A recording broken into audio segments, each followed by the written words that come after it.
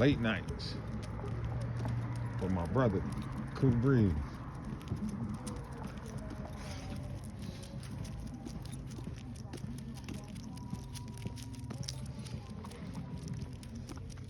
This dog is always on one. He's just like that, man.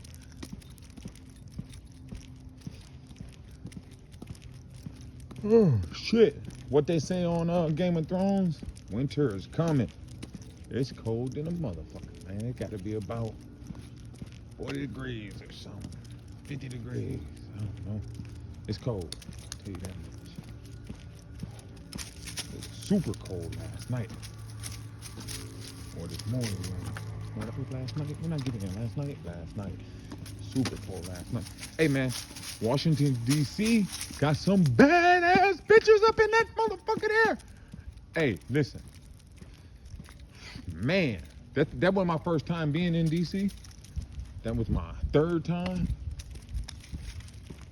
And I seen bad bitches before, but this time, wow, man, I seen some bad bitches. It is some beautiful sisters in Washington, D.C., Chocolate City, the original Chocolate City. I mean, I seen some really nice looking women, man. I was with my wife. But damn. My wife had to admit, there's some beautiful sisters walking around here. Looking good. Dressed nice. Fine in the motherfucking thickest. I seen this bitch come in the bar. Dude, she was so damn pretty. Big old ass, little itty bitty waist. Long pretty hair, not that plastic bullshit in her head. Man, she was bad. Brown skin. Man, she was bad. I seen some fine ass sisters when I was out there. Then I seen another one that same night. I don't know, man, if she was like Puerto Rican or something. I was waiting for her to stand up. She was sitting down. And she was bad. Motherfucker. She ain't never stand up for me, but man, she was bad. Look at the pig. I mean, damn, she was bad. Did you happen to hear any gunshots at all? No, but let me hurry up. Okay. All right. Damn, man, we getting gunshots way up here now. I don't got that thing on me either. But that's just because I was only walking a couple blocks.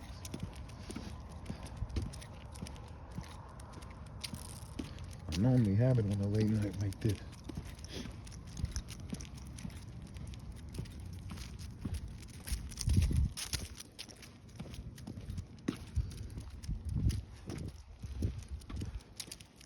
Matter of fact, that make me want to take an extra block.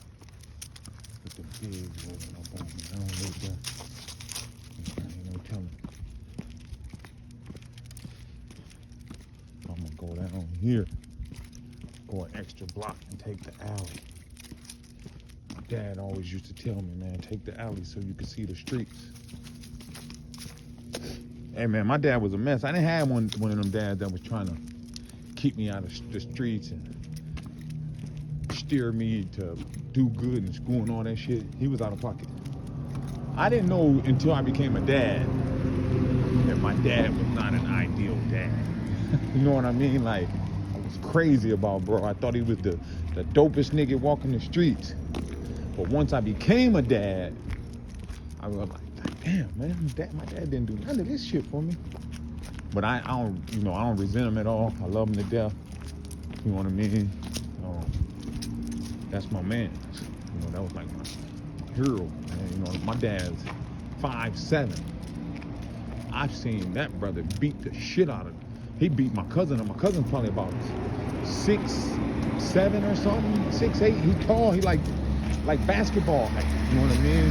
Pop spanking, one-on-one, spanking, and my cousin's hard. With my cousin on my mom's side, cousin hard. But my dad got like this huge reputation. So he kept telling my dad, I ain't scared of no Tony Shannon. I don't give a fuck about a Tony Shannon. Just pop spanked him. Bip, bang, bing, pow. Pounded him out. slammed him. Fuck it, at one point, they had locked up.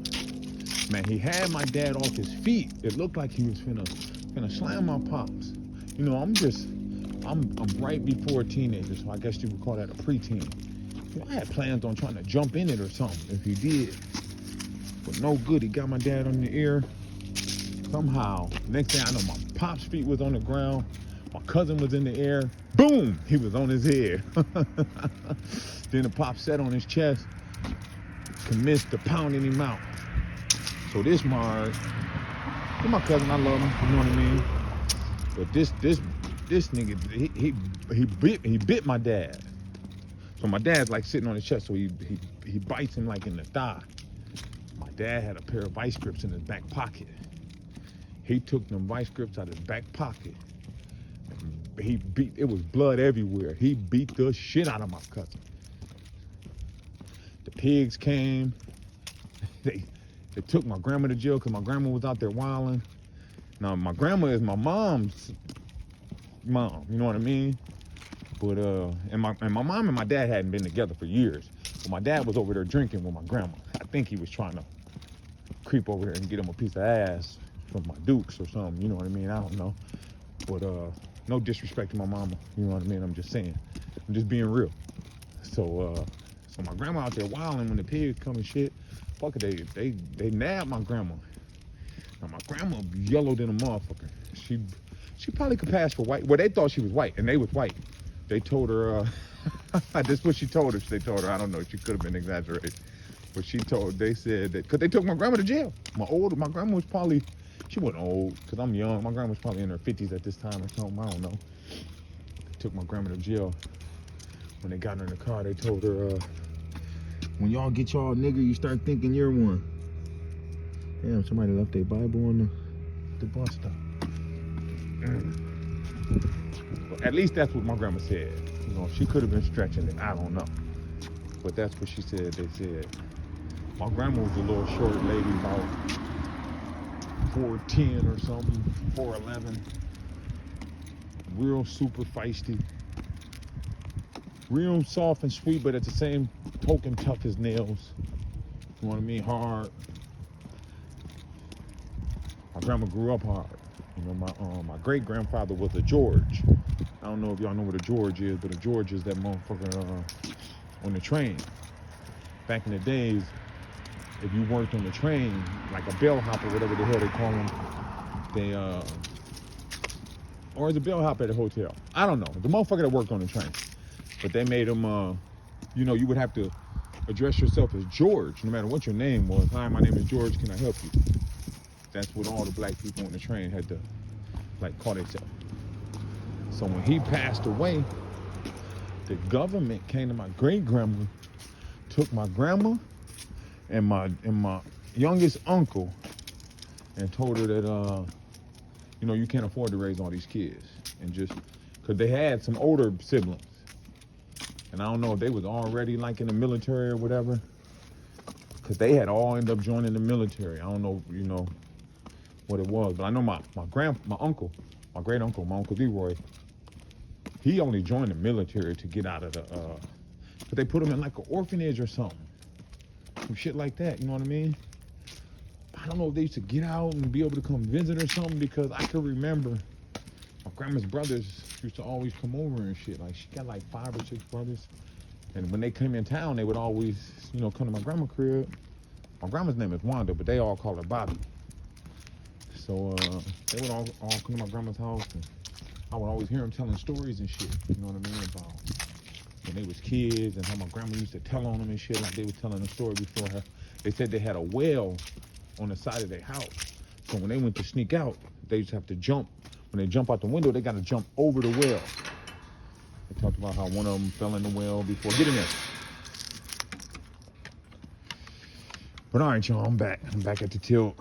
I was just talking shit to be passing time.